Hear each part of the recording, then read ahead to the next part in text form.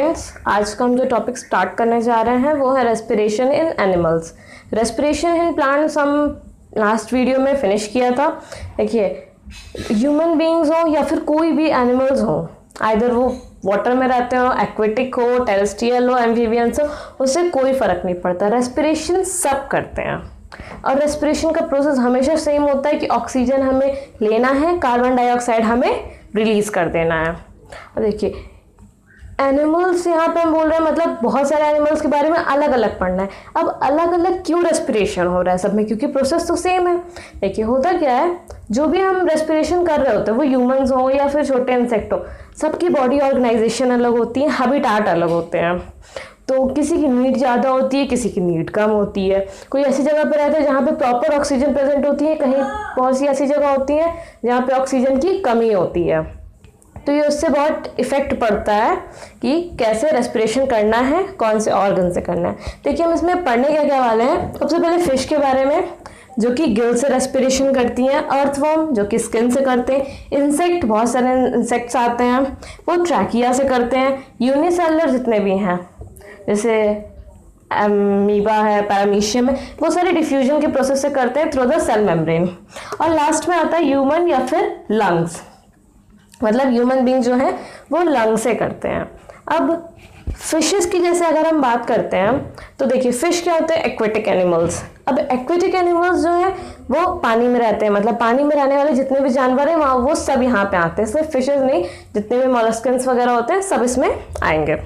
तो इनके रेस्पिरेशन करने का तरीका भी अलग है और नीड भी अलग है, क्योंकि पानी में ऑक्सीजन डिजॉल्व होती है। एयर में तो हम डायरेक्ट ले लेते हैं ना, तो हमें इजी होता है, लेकिन फिशेस के लिए इतना इजी नहीं है, क्योंकि वाटर में डिजॉल्व ऑक्सीजन पाई जाती है। उस डिजॉल्व ऑक्सीजन को उनको वाटर में से लेना पड़ता है, फिर वो रेस्पिरेशन कर पाती हैं। तो ठीक है, हम स्टार्ट करते हैं सबसे पहले एक्वेटिक एनिमल्स या फिर फिश के लिए। देखिए, जब हम फिश की बात करते हैं, amount of oxygen dissolve in water is less as compare to air. जितने भी एक्वेटिक एनिमल्स हैं, फिशेस हैं, प्रॉन्स हैं, म्यूसल्स हैं, ये सब पानी में रहते हैं और पानी में ऑक्सीजन की मात्रा बहुत कम होती है as compare to air. Air में हमें बहुत अच्छे से ऑक्सीजन मिल जाती है और वाटर में हमें इतने अच्छे से ऑक्सीजन नहीं मिल सकती है। इस वजह से क्या होता है, जो फिश की ब्रीदिंग रेट होती है वो टेरेस्ट्रियल एनिमल्स के अकॉर्डिंग बहुत ज़्यादा होती है। देखिए, rate of breathing in aquatic animals is much faster than rate of terrestrial animals. मतलब उनको फिशेस को ज़्यादा ऑक्सीजन की जरूरत पड़ती है, उनको ज़्यादा ऑक्सीजन लेना पड़ता है पानी से, क्योंकि पानी में ऑक्सीजन कमी है, उनको ज़्यादा ऑक्सीजन लेने पड़ती है अपने सर्वाइवल पे, इसलिए वो हमसे ज़्यादा ब्रीदिंग फास्ट करती हैं। ब्रीदिंग के बाद ही रेस्पिरेशन हो पाता है, वो ब्रीदिंग हमसे ज़्यादा तेज करती हैं। ओके, देखिए, अब ये करती कैसे, जो फिशेस होती हैं वो रेस्पायर थ्रू गिल्स। फिश का जो रेस्पिरेटरी ऑर्गन है वो है गिल्स, वो रेस्पिरेशन करती हैं थ्रू द गिल्स। गिल्स के ऊपर क्या होता है, एक फिश का गिल कवर होता है, जिसको ओपर्क्यूलम भी हम लोग बोलते हैं। सब फिशेस में नहीं होता है, लेकिन हाँ, मोस्ट ऑफ द फिशेस में होता है। अगर हम बात करें इस फिश के बारे में जिसके पास ओपर्क्यूलम प्रेजेंट है, कि मोस्टली फिशेस में ये प्रेजेंट होता है। जब हम उसके बारे में बात करते हैं, देखिए, फिश के रेस्पिरेशन का भी पूरा एक मैकेनिज्म होता है। फिश वाटर में रहती है, आपने अगर फिशेस वगैरह कोई एक्वेरियम्स में देखा होगा तो फिशेस हमेशा अपना मुंह चलाती रहती हैं, उनका मुंह कॉन्टिन्यूसली खुलता और बंद होता रहता है। वो किस वजह से होता है, वो उनका रेस्पिरेशन का प्रोसेस हो रहा होता है। और इतनी जल्दी करती हैं, आपने देखा होगा, वो वेट बिल्कुल नहीं करती कि हाँ पॉज ले लें, वो कॉन्टिन्यूसली करती रहती हैं, क्योंकि उसी से उनका रेस्पिरेशन हो रहा होता है। ये क्या होता है, जब वो अपना माउथ ओपन करती हैं, उसके अंदर वो वाटर को ले लेती हैं। वाटर के अंदर क्या है, डिजॉल्व ऑक्सीजन है। जैसे वो अपना माउथ ओपन करती हैं, वाटर अंदर की तरफ जाता है। अंदर की तरफ जाते ही उनके बॉडी पे गिल्स प्रेजेंट होता है। ठीक है, बॉडी की दोनों साइड पे गिल्स प्रेजेंट होते हैं, लाइक दिस फिश इस साइड भी और इस साइड भी, दोनों साइड में गिल्स प्रेजेंट होते हैं। तो जो गिल्स होते हैं वो क्या करते हैं, वो पानी को बाहर निकालने का काम करते हैं। मतलब फिश ने मुंह खोला, वाटर अंदर लिया, फिर पीछे आया, अब गिल्स के जो वॉल होंगे, ओपर्क्यूलम, वो ओपन हो जाता है और वहां से पानी बाहर निकल जाता है। और जब उसने माउथ ओपन करके पानी लिया, गिल से पानी बाहर निकला, उसके बीच में एक प्रोसेस होता है गिल्स के पास गिल्स लैमेला ही होती है, ये गिल्स लैमेला जिसे हम लोग बोलते हैं, वो गिल्स लैमेला डायरेक्ट उनकी ब्लड वेसल से अटैच होता है। जैसे वो माउथ से ऑक्सीजन अंदर लेती हैं, वो गिल्स लैमेला ही सारा ऑक्सीजन, डिजॉल्व ऑक्सीजन है वाटर में, वो ले लेता है और वो ट्रांसफर कर देता है ब्लड के पास। और जो बाकी पानी बचा हुआ रहता है, पानी तो उनका कोई काम का नहीं है, वो सारा पानी गिल्स से बाहर निकल जाता है। उस पानी के साथ, वो जो पानी गिल से बाहर निकल रहा है, उस पानी के साथ में जो ऑक्सीजन अंदर गई थी वो कार्बन डाइऑक्साइड बन के बाहर आती, अब वो कार्बन डाइऑक्साइड भी उस पानी के साथ बाहर चला जाता है। मतलब इतनी जल्दी ये प्रोसेस होता है। अगर आपने फिश को देखा, वो कितनी जल्दी मुंह चलाती रहती हैं।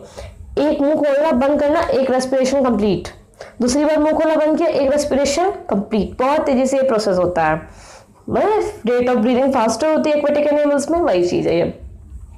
देखिए इसमें देखने वाली चीज क्या है, जो इंपॉर्टेंट थिंग, जब वो मुंह खोलती हैं तो गिल्स के वॉल बंद रहते हैं। जैसे फिश मुंह बंद करती है तो गिल्स के वॉल खुल जाते हैं। ये प्रोसेस कॉन्टिन्यूसली चलता रहता है। कभी ये नहीं होता कि माउथ और गिल्स एक साथ ओपन हो जाए।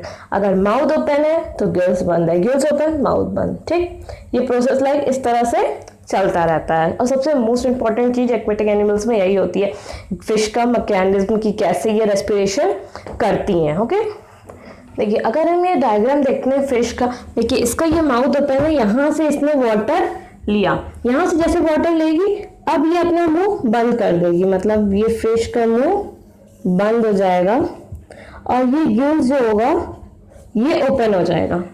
ये गिल्स ओपन होगा और यहाँ से इसका सारा वाटर प्लस कार्बन डाइऑक्साइड बाहर निकल जाएगा। और जब यहाँ से इसने लिया होगा तो वाटर प्लस ऑक्सीजन लिया होगा, वाटर अंदर ली प्लस डिजॉल्व ऑक्सीजन, यहाँ पे गिल्स लैमेले ही प्रेजेंट होगा, गिल्स लैमेले की पाई जाएगी, तुरंत बॉडी में इसके सर्कुलेशन हो जाएगा। सर्कुलेशन से पूरे बॉडी में ऑक्सीजन ट्रैवल करेगी, कार्बन डाइऑक्साइड वापस आएगी और यहाँ पे जैसे ये गिल्स खुलेंगे वाटर प्लस कार्बन डाइऑक्साइड ये बाहर हो जाएगा।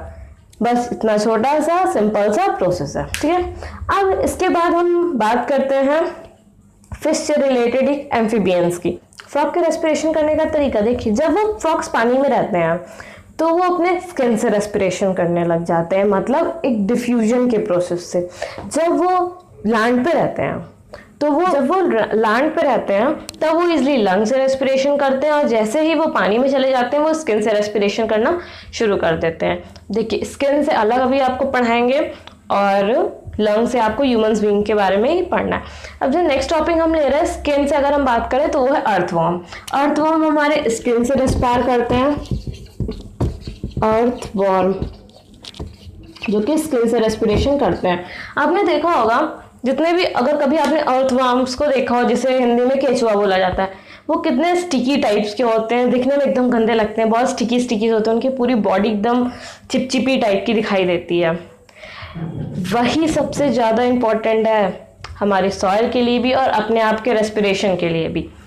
अर्थवॉर्म रेस्पायर कर रहा होता है स्किन से।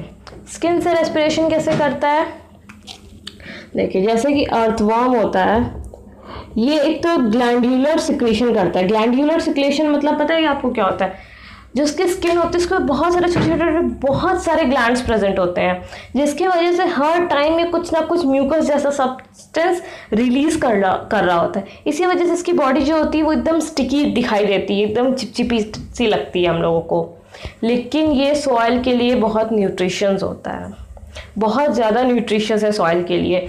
ये ग्लैंडुलर सिक्रीशन करता है, सॉइल के अंदर हमेशा रहता है। अगर आपने कभी देखा हो जमीन वगैरह खुदती तो वहाँ से ये अर्थवॉर्म्स पाए जाते हैं, बहुत छोटे छोटे सांप के जैसे लगते हैं, ये वहाँ से पाए जाते हैं।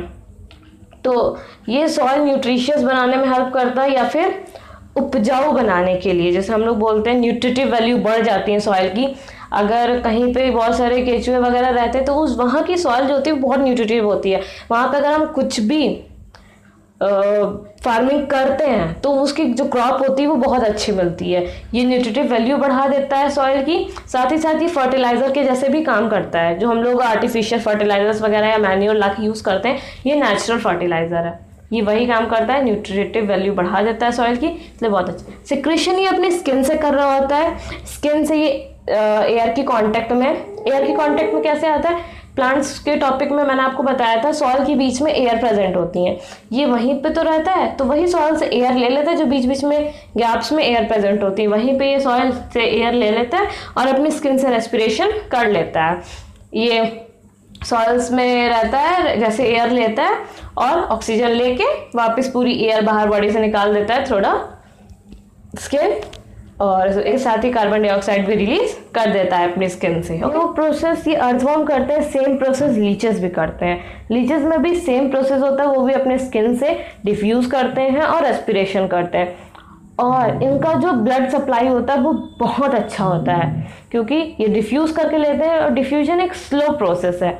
डिफ्यूजन बहुत स्लो प्रोसेस होता है, तो इनको जल्दी जल्दी जितना ये लोग एक बार में जितना ज़्यादा डिफ्यूज़ कर लें अपने अंदर ऑक्सीजन, पूरे ब्लड में सप्लाई होती है, गुड सप्लाई होती है, क्योंकि डिफ्यूजन स्लो प्रोसेस है। तो जो भी ऑक्सीजन हमें मिल रही होती है रेस्पिरेशन के टाइम पे डिफ्यूजन से, वो चाहते हैं ज़्यादा से ज़्यादा हमारी पूरी बॉडी को वो अच्छे से मिल जाए। अर्थवर्म और लीचेस के बारे में बात कर रहे हैं, तो वही इसमें भी जितने भी प्लैटी हेलमेंट्स वगैरह होते हैं उसमें भी सेम यही चीज़ होता है। देन अब हम बात करते हैं ट्रैकियल सिस्टम या इंसेक्ट के बारे में। देखिए इंसेक्ट या फिर ट्रैकियल सिस्टम, ट्रैकिया वर्ड आपने सुना होगा, वहीं से आया है ये ट्रैकियल सिस्टम। इंसेक्ट्स या फिर ये करते कैसे हैं, ट्रैकिया से। इंसेक्ट या ट्रैकिया, हम एक एग्जाम्पल ले सकते हैं कॉकरोच का, ये भी तो एक इंसेक्ट में ही आता है। देखिए ट्रैकिया वर्ड आपने सुना है, यस, ह्यूमन बींग्स में पाया जाता है ट्रैकिया। ट्रैकिया क्या है, ट्यूब लाइक स्ट्रक्चर। ट्रैकिया एक ट्यूब होती है, ठीक, हमारी बॉडी में सिर्फ एक ट्यूब प्रेजेंट है, ह्यूमन बींग्स में सिर्फ एक ट्यूब प्रेजेंट है जिसको हम लोग बोलते हैं ट्रैकिया। बट इंसेक्ट में या कॉकरोचेस की बात करें, ये पूरा पूरा ट्रैकियल सिस्टम होता है। इनकी बॉडी में पूरी बॉडी इनकी ट्रैकिया से भरी हुई होती है, बहुत सारे ट्यूब लाइक स्ट्रक्चर ही होता है इनकी बॉडी के अंदर, और वही इनको हेल्प करता है रेस्पिरेशन करने में। मतलब कॉकरोचेस या फिर इंसेक्ट का रेस्पिरेटरी ऑर्गन ट्रैकिया है, इसके पूरे रेस्पिरेशन को हम लोग ट्रैकियल सिस्टम बोलते हैं। जैसे हम लोग रेस्पिरेटरी सिस्टम बोला जाता है, वैसे ही इसमें ट्रैकियल सिस्टम बोला जाता है। और ये इंसेक्ट या फिर ये कॉकरोचेस सिंगल ऐसे हैं, इनकी जो प्रजाति है वो सिर्फ एक ऐसी प्रजाति है जो कि ट्रैकियल सिस्टम से रेस्पिरेशन करती है, मतलब एयर डायरेक्ट इनके बॉडी के अंदर ब्लड में जाती है, ठीक, डायरेक्ट इनकी बॉडी के अंदर ब्लड में जाती है। बाकी में क्या होता है, एक थ्रू होता है बीच में, किसी के थ्रू जाती है, जैसे हम लोग नजल से लंग में गई, लंग से जाएगी ब्लड में, लेकिन ट्रैकियल सिस्टम में ट्यूब्स होते हैं, डायरेक्ट एयर अंदर चली जाती है और वो ब्लड तक पहुंच जाती है। कॉकरोचेस वगैरह कभी आपने देखा हो तो कभी मार दिया हो कॉकरोच को, देखो इनके अंदर से रेड ब्लड नहीं निकलता, वाइट ब्लड निकलता है, क्योंकि इनके अंदर बस रेड पिगमेंट नहीं होते हैं, और हमारे अंदर रेड पिगमेंट होते हैं जो कि ऑक्सीजन कैरी करते हैं। यहाँ पे ऑक्सीजन कैरी करने वाला कोई है ही नहीं ना, इसलिए डायरेक्ट ट्रैकियल सिस्टम है कि तुम डायरेक्ट ऑक्सीजन लो, अपना काम चलाओ। देखिए अब इसमें होता कैसे है, जैसे ये इसकी एक अपर लेयर हमने मान ली, ठीक है, ये अपर लेयर है, इसमें छोटे छोटे से ऐसे से होल्स होते हैं। इन होल्स को हम लोग क्या बोलते हैं, इस होल्स को हम लोग बोलते हैं स्पैरिकल्स। स्पैरिकल्स, ठीक है, ये स्पैरिकल नीचे क्या है, ट्यूब से अटैच होते हैं, इस तरह से ट्यूब ट्यूब ट्यूब ट्यूब बनी होती है। देखिए इतनी सारी ट्यूब, इसीलिए उसको बोला जाता है ट्रैकियल सिस्टम। अब इन स्पेरिकल्स में से डायरेक्ट एयर अंदर आती है, एयर में क्या होगा, ऑक्सीजन होगा, ये डायरेक्ट इनकी बॉडी में ब्लड में चली जाएगी, ठीक, ये मतलब ये क्या है, ये ट्रैकिया है, डायरेक्ट ट्रैकिया में गई। अब ये ट्रैकिया ऑक्सीजन फटाफट फटाफट सब अंदर, प्लस होती नहीं ऑक्सीजन, कार्बन डाइऑक्साइड माइनस होता गया, CO2 माइनस, सारा CO2 बाहर, चलो तुम लोग वापस निकल जाओ, सारे CO2 बाहर की तरफ निकल गए, एयर में आ गए, ठीक। ये ट्रैकियल सिस्टम का तरीका होता है, इस तरह से tracheal system of respiration work करता है। देखिए कॉकरोचेस या बहुत सारे ऐसे इंसेक्ट होते हैं जिसमें ग्रास हॉपर्स वगैरह में भी हमें ये ट्रैकियल सिस्टम देखने मिलता है। अब देखिए इसके बाद अब हम बात करेंगे छोटे से ऑर्गेनिज्म मतलब यूनिसेलुलर के बारे में। यूनिसेलुलर कैसे करते हैं, डिफ्यूजन से। अब इनके पास सिंगल सेल, वो खुद ही एक सेल के बने हुए हैं, तो कहाँ से इनके पास कोई सिस्टम आएगा? रेस्पिरेटरी, ट्रैकियल, सर्कुलेटरी, कोई सिस्टम इनके पास नहीं होता। एक छोटी सी सेल होती है, उस सेल के पास क्या होता है? एक छोटी सी सेल होती है, इस सेल के पास होता है सेल मेम्ब्रेन। ठीक है, छोटी सी सेल होती है, इसको सेल मेम्ब्रेन बोला जाता है। सेल मेम्ब्रेन की वॉल, सेल मेम्ब्रेन क्या होता है? सेल की वॉल होती है, जो सेल मेम्ब्रेन हम लोग बोलते हैं। ये क्या होती है? सेमी परमिएबल होती है। सेमी परमिएबल, सेमी परमिएबल मतलब, परमिएबल मतलब परमिशन, सेमी मतलब थोड़ी सी, मतलब थोड़ी चीज़ों को ये अपने अंदर और बाहर आने जाने की परमिशन देती है। सब चीज़ों को नहीं कि सब कुछ अंदर घुस जाओ, सब कुछ बाहर चले जाओ, ऐसा कुछ नहीं होगा। सेमी परमिएबल मतलब कुछ चीज़ें अंदर आ सकती हैं, कुछ चीज़ें बाहर जा सकती हैं, पूरी सेल अंदर बाहर नहीं कर सकती है। डिफ्यूजन, अमीबा की अगर हम बात करते हैं या पैरामीशियम की बात करते हैं, या ये कहाँ पे? मॉइस्ट एरिया में, जहाँ पे थोड़ा थोड़ा पानी होता है, या जिसे हम लोग काई बोलते हैं, वैसी जगह पाए जाते हैं, तो मतलब मोस्टली वाटर में पाए जाते हैं। ये वहीं पे डिफ्यूजन करते हैं वाटर में। देखिए गिल्स तो इनके पास था नहीं ना, एक सेल में गिल्स कहाँ से आएगा? ये जो सेल मेम्ब्रेन ये बनाते हैं, इसके आसपास पानी प्रेजेंट होगा, वाटर वाटर वाटर वाटर। ये जो इनकी स्किन है या सेल मेम्ब्रेन होती है, ये वाटर को अंदर की तरफ ले लेती है। ठीक, अब अंदर की तरफ लेने के बाद ऑक्सीजन को अंदर अंदर अंदर स्टोर करती जाती है। फिर जो वेस्ट वाटर बचता है और कार्बन डाइऑक्साइड होता है, सबको बाहर निकाल देती है, CO2। इस तरह से ये प्रोसेस होता है। देखिए मेन चीज़ आपको समझना क्या है, डिफ्यूजन क्या है। डिफ्यूजन समझ लें तो फिर ये कोई बड़ी बात नहीं है। इसमें मेन चीज़ आपको देखना है कि डिफ्यूजन के लिए हमने एक तरफ एक वॉल बना दी। ये एक वॉल है, ये सेमी परमिएबल वॉल है। ठीक है, सेमी परमिएबल, ये सेमी परमिएबल वॉल है। कुछ कंटेंट इस तरफ है, कुछ कंटेंट इस तरफ है। ठीक है, दोनों तरफ कुछ कुछ कंटेंट है। ये ट्रैवल कैसे करती है ये देखिए। पहले हमेशा high concentration to lower concentration, मतलब इस तरफ हाई कंसंट्रेशन है, इस तरफ लो कंसंट्रेशन है। कंसंट्रेशन का मतलब क्या होता है? देखिए अगर हमने एक बॉटल लिया, ठीक है, एक परफ्यूम की बॉटल है समझ लीजिए, ये हमने लिया 50 ml परफ्यूम की बॉटल। अब पूरा 50 ml परफ्यूम इसके अंदर कंप्रेस करके, इस गैस को कंप्रेस कर करके लिक्विड फॉर्म में स्टोर कर दिया गया। तो इतनी छोटी सी बॉटल 50 ml की, उसमें इतना सारा परफ्यूम हमने कंप्रेस किया और स्टोर कर दिया। अब इसको हमने क्या किया, रूम में स्प्रे करना शुरू किया। ठीक है, एक रूम है, रूम में हमने पूरी बॉटल स्प्रे कर दी। अब एक इतने बड़े से रूम में इतनी छोटी बॉटल हमने स्प्रे कर दी। पहले जो मॉलिक्यूल्स रहे होंगे इस परफ्यूम के, वो एकदम पास पास में चिपके हुए रहे होंगे इस तरह से। हाँ, अच्छा हमने इसको रूम में स्प्रे कर दिया। अब इतना परफ्यूम, इतना बड़ा रूम फैलेगा, तो इसके जो पार्टिकल्स होंगे, मॉलिक्यूल्स होंगे, वो दूर दूर होंगे। बस यही है हाई कंसंट्रेशन, ये है लोअर कंसंट्रेशन। अब हम सोचें कि इस कमरे से वापस सारा परफ्यूम इकट्ठा करके इस बॉटल में भर दे, तो ये पॉसिबल होगा? नहीं होगा पॉसिबल। लेकिन इस तो क्या हाई कंसंट्रेशन से लो कंसंट्रेशन ट्रैवल करता है, लोअर से हायर ट्रैवल नहीं करता है। सेम चीज इसमें भी है, इसमें हमने लगा दी सेमी परमिएबल मेम्ब्रेन, इधर हायर कंसंट्रेशन था, इधर लोअर कंसंट्रेशन हो गया। अब देखिए यहाँ पे ये वाटर है, जहाँ पे वो हमारा अमीबा या पैरामीशियम कुछ भी होगा, वाटर है, प्लस इसमें क्या है, डिसॉल्व्ड ऑक्सीजन है। इसके पास बहुत बहुत सारी ऑक्सीजन है। अब जो ये सेल है, सेल के पास उसने देखा अंदर तो ऑक्सीजन ही नहीं है, तो मेरे पास इतना ढेर है, मतलब हायर कंसंट्रेशन, इसके पास कुछ है नहीं, मतलब लोअर कंसंट्रेशन, तो चलो थोड़ा थोड़ा इधर इधर इधर भेज दिया जाए। अब ये सेमी परमिएबल की मदद से भेजने लग गया। अब ये इसके पास कंसंट्रेशन बढ़ने लग गई। जब देखा कि क्वांटिटी एक तरह से हम लोग की इक्वल होने लग गई है, मतलब इतनी सी एरिया में अगर 50 मॉलिक्यूल होना चाहिए, तो इधर आगे 50 मॉलिक्यूल, ये वहीं पर रुक जाएगा।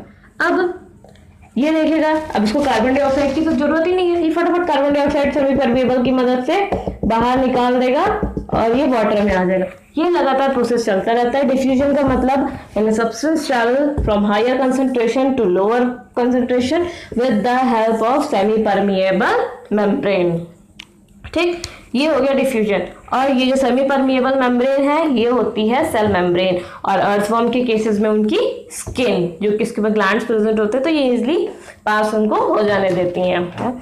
जब अगर डिफ्यूजन से ही हो सकता है रेस्पिरेशन, तो हमें इतने पूरे सिस्टम की जरूरत क्यों पड़ गई? Respiratory system, lung, gills, skin क्यों जरूरत पड़ी? ये छोटा सा डिफ्यूजन भी तो था, इसके लिए तो कुछ चाहिए नहीं, हमें एक सेमी परमिएबल मेम्ब्रेन चाहिए थी, बस हो जाता। देखिए डिफ्यूजन क्या होता है, बहुत स्लो प्रोसेस है। इतना स्लो प्रोसेस है कि अगर हम एक ह्यूमन बींग्स के बारे में बात करें, ह्यूमन बींग्स को रेस्पिरेशन करने के लिए अगर वो डिफ्यूजन से रेस्पिरेशन करें तो हमारे लंग से हमारे टो तक, मतलब हमारे लंग से हमारे पैरों तक ऑक्सीजन को ट्रैवल करने में एक बार 3 ईयर्स लग सकते हैं। सोचिए इतना लंबा टाइम डिफ्यूजन लेगा, तो क्या ये पॉसिबल है हमारे लिए कि हम लोग डिफ्यूजन करके रेस्पिरेशन कर पाए? नहीं पॉसिबल है। हमारी बॉडी में क्या होता है, हम रेस्पायर करते हैं लंग से, फिर पूरी बॉडी, हमारी इतनी बड़ी बॉडी होती है, उसको ट्रैवल कराने के लिए ब्लड होता है। ब्लड के पास एक पिगमेंट होता है हीमोग्लोबिन, जो कि ऑक्सीजन को ले लेता है और पूरे बॉडी में सर्कुलेट कर जाता है, पूरी बॉडी में सर्कुलेट करता है, हमें सारे पार्ट्स में मिल जाते हैं ऑक्सीजन। अब ये जो यूनिसेलुलर एक सेल इतनी छोटी सी है, इसमें तो ईजिली ट्रैवल कर सकता है ना, तो ईजिली ट्रैवल हो जाता है, इसलिए वहाँ डिफ्यूजन होता है। हम लोग के केस में क्या होता है, लंग्स प्रेजेंट होते हैं या फिर कोई भी रेस्पिरेटरी ऑर्गन्स प्रेजेंट होते हैं। ठीक है, अब देखिए रेस्पिरेशन सब में हो रहे हैं अलग अलग तरीके से, लेकिन सबको रेस्पिरेशन क्यों बोल रहे हैं? लेकिन कुछ चीज़ें उसमें सेम होती हैं, इस वजह से ये हमेशा रेस्पिरेशन होता है, वो डिफ्यूजन से हो, गिल से हो, लंग से हो, स्किन से हो, ट्रैकिया से हो, कैसे भी हो, लेकिन कुछ चीज़ें रेस्पिरेशन में सेम होती हैं। वो देखिए क्या, देखिए अब जो कॉमन चीज़ें होती हैं सारे रेस्पिरेटरी सिस्टम में, सबसे बड़ी सबसे कॉमन चीज़ तो है ऑक्सीजन इनहेल और कार्बन डाइऑक्साइड एक्सहेल। ये हर जगह रेस्पिरेशन में होगा कि ऑक्सीजन अंदर आएगा, कार्बन डाइऑक्साइड बाहर की तरफ जाएगा। दूसरा क्या है, लार्ज सरफेस एरिया। देखिए जितने भी रेस्पिरेटरी ऑर्गन्स होते हैं वो अपना सरफेस एरिया बड़ा करना चाहते हैं ताकि ज़्यादा से ज़्यादा ऑक्सीजन वो ले लें। अगर हम प्लांट्स की बात करते हैं तो रूट्स में क्या था, रूट्स एयर थे, उसने अपना एरिया बढ़ा दिया ताकि ज़्यादा से ज़्यादा वो अपना अंदर ले सके। फिशेस की अगर बात करें, जल्दी जल्दी मुंह चलाती रहती है कि ज़्यादा से ज़्यादा ऑक्सीजन उनको मिल सके। ठीक है, हमारे भी जब हम लोगों को अगर कहीं ऑक्सीजन कमी लगती है तो हम लंबे लंबी सांसें लेने लगते हैं, ज़्यादा इनहेल करने की कोशिश करने लगते हैं, तो भी सरफेस एरिया बढ़ रहा है। फिर है थिन वॉल, जहाँ पे डिफ्यूजन हो रहा होता है या डिफ्यूजन जैसे प्रोसेस हो रहे होते हैं उनकी एकदम थिन वॉल होती है, जैसे कि यूनिसेलुलर में थिन वॉल होने की वजह से क्या होता है, वो ईजिली सारी गैसेस एक्सचेंज हो सकती हैं, मतलब अंदर और बाहर आ जा सकती हैं। अगर मोटी वॉल होगी तो वो प्रॉब्लम क्रिएट करेगी। थिन वॉल है इसलिए जल्दी जल्दी रेस्पिरेशन का प्रोसेस हो जाए। और respiratory organ have rich blood transporting system, मतलब हमारे जितने भी रेस्पिरेटरी ऑर्गन्स, मतलब लंग्स हैं, गिल्स हैं, स्किन है, सबके पास एक ट्रांसपोर्टिंग सिस्टम होता है। मतलब हमने एयर तो ले लिया अंदर, अब उसको पूरी बॉडी में ट्रैवल कराने के लिए कोई ना कोई सिस्टम है जिसको हम लोग सर्कुलेटरी सिस्टम बोलते हैं। वो भी सबका डिफरेंट होता है, उसके बारे में भी पढ़ेंगे। लेकिन एक एक्सेप्शन है जो कि है ट्रैकियल सिस्टम। ट्रैकियल सिस्टम मैंने आपको बताया सिर्फ ट्यूब्स होते हैं, यहाँ पे कोई सर्कुलेटरी सिस्टम की जरूरत नहीं होती है। मतलब वो डायरेक्ट ट्यूब से अंदर जाती है एयर और डायरेक्ट ब्लड में चली जाती है। ब्लड क्या उनकी बॉडी के अंदर सेल्स मतलब टिश्यू में पहुँचाती हैं।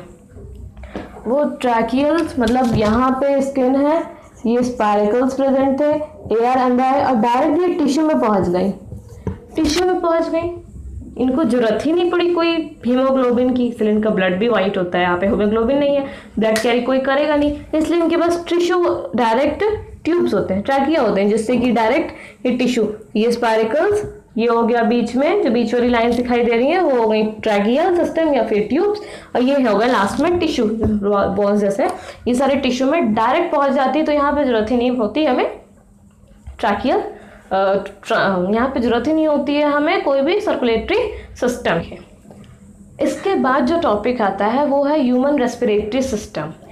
बाकी जितने एनिमल्स का आपको पढ़ना था वो यहाँ पे फिनिश हो जाता है। ठीक है, तो रेस्पिरेटरी सिस्टम का हम नेक्स्ट वीडियो में बताएंगे, ह्यूमन रेस्पिरेटरी सिस्टम, क्योंकि वो खुद में ये काफ़ी बड़ा टॉपिक है और सबसे ज़्यादा क्वेश्चन उस पर ही बनते हैं, ठीक है। तो इतना आप समझिए, अच्छे से उसको रिवाइज करिए, पढ़िए, and don't forget to like, subscribe and share, ठीक है। Thank you and bye.